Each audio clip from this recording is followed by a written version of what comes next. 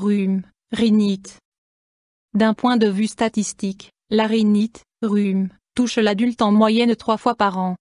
La rhinite est une maladie aiguë des muqueuses nasales, généralement provoquée par des virus. Une rhinite aiguë sans complications dure environ 5 jours. Toutefois, l'épithélium cilié est à nouveau totalement opérationnel au bout de 3 à 4 semaines. Durant cette période, le patient est donc particulièrement fragile et exposé à de nouvelles infections. Le plus souvent, le rhume est le premier signe d'une infection grippale, refroidissement. Comme les traitements d'une rhinite aiguë, allergique ou chronique sont très différents, seule la forme aiguë sera abordée en détail dans ce chapitre. Cause. Personne ne peut attraper un rhume juste par le froid. Récemment, des chercheurs gallois ont toutefois constaté lors d'une expérience que le rhume pouvait être lié à l'exposition à de faibles températures et à du gel. Ils ont cependant admis que le résultat dépendait également de la constitution de participants. La rhinite et les refroidissements sont toujours provoqués par des virus. Dans 30% des infections, les agents pathogènes sont les rhinovirus, les virus RS, les virus influenza et para-influenza et les adénovirus peuvent aussi être impliqués. La contamination s'effectue principalement par contact avec des sécrétions nasales infectées, mais la maladie peut également être transmise par gouttelettes. La pollution croissante peut fortement altérer la protection nasale naturelle, filtre, réchauffement et humidification de l'air. Un rhume qui dure toute l'année est souvent lié à une allergie, par exemple à la poussière, aux animaux domestiques ou au pollen. Certains produits chimiques comme les peintures, les métaux et les matériaux de construction peuvent provoquer une rhinite chronique. Troubles, symptômes. Le plus souvent, la rhinite aiguë débute par des démangeaisons au niveau du nez, des yeux, du pharynx et du conduit auditif externe. Parfois, des crises d'éternuement peuvent s'y ajouter. Par la suite, un écoulement nasal, rhinorrhée, et une congestion nasale surviennent. La sécrétion nasale est claire et aqueuse au début, et par la suite, elle s'épaissit et peut prendre une coloration verte jaunâtre. L'humidité permanente et les irritations mécaniques, mouchage du nez, peuvent engendrer des lésions à l'entrée des narines. Les enfants en bas âge souffrent souvent en plus de troubles du sommeil, de vomissements, de diarrhée et de perte d'appétit. Les adultes, eux aussi, peuvent être atteints d'une sensation diffuse de maladie, d'épuisement, de pression au niveau de la tête et de frissons. Souvent, on constate une légère fièvre. La rhinite est fréquemment accompagnée d'une conjonctivite, inflammation de la conjonctive. L'odorat et le goût peuvent aussi être altérés pendant quelques jours. Une rhinite aiguë dure normalement environ 5 jours, au bout desquels la maladie devrait être complètement guérie. Si elle dure plus longtemps, il convient de consulter un médecin. Une consultation médicale s'impose également en cas de fièvre élevée, de maux de gorge, de douleurs oculaires ou de douleurs dans la région frontale. Dans tous ces cas, la maladie s'est propagée aux sinus nasaux. Examen, diagnostic. Tout d'abord le médecin procède à l'anamnèse pour déterminer s'il s'agit d'une rhinite chronique ou d'une allergie.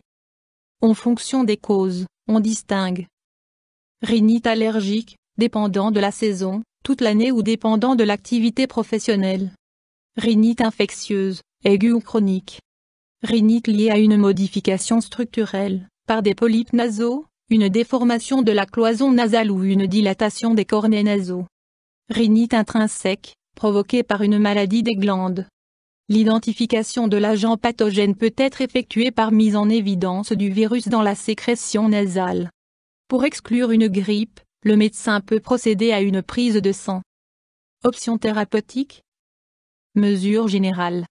Il est indispensable d'adopter une alimentation équilibrée et riche en vitamines durant la maladie. Le repos au lit est indiqué en cas de fièvre. Le repos et un sommeil suffisant contribuent à une guérison rapide. Il est recommandé de renoncer à toute activité sportive durant une infection grippale. Boire beaucoup, thé chaud, permet de fluidifier le mucus et de compenser la perte de liquide en cas de transpiration accrue. D'après une étude américaine, le bouillon de poule aurait une action anti-inflammatoire. Les enveloppements chauds et les inhalations de vapeur d'eau salée fluidifient également le mucus. Surélever la tête durant le sommeil. Arrêt du tabagisme et de la consommation d'alcool. Le lavage régulier des mains avec du savon et l'utilisation de mouchoirs en papier réduisent la propagation rapide des virus et des bactéries. Remède de grand-mère, compresse d'oignon ou de fromage blanc, chaussettes trempées dans du vinaigre en cas de fièvre. Traitement médicamenteux. À ce jour, il n'existe pas de traitement causal pour une infection virale, seuls les symptômes peuvent être atténués. Les gouttes nasales décongestionnantes atténuent les symptômes, libèrent la respiration nasale et permettent l'écoulement des sinus. Cependant, ces médicaments ne doivent pas être pris durant plus de 5-7 jours, car l'utilisation prolongée pourrait conduire à une dépendance appelée rhinite médicamenteuse. D'après des études récentes, l'échinacée n'aurait aucune influence sur la durée du refroidissement ni sur la gravité des symptômes.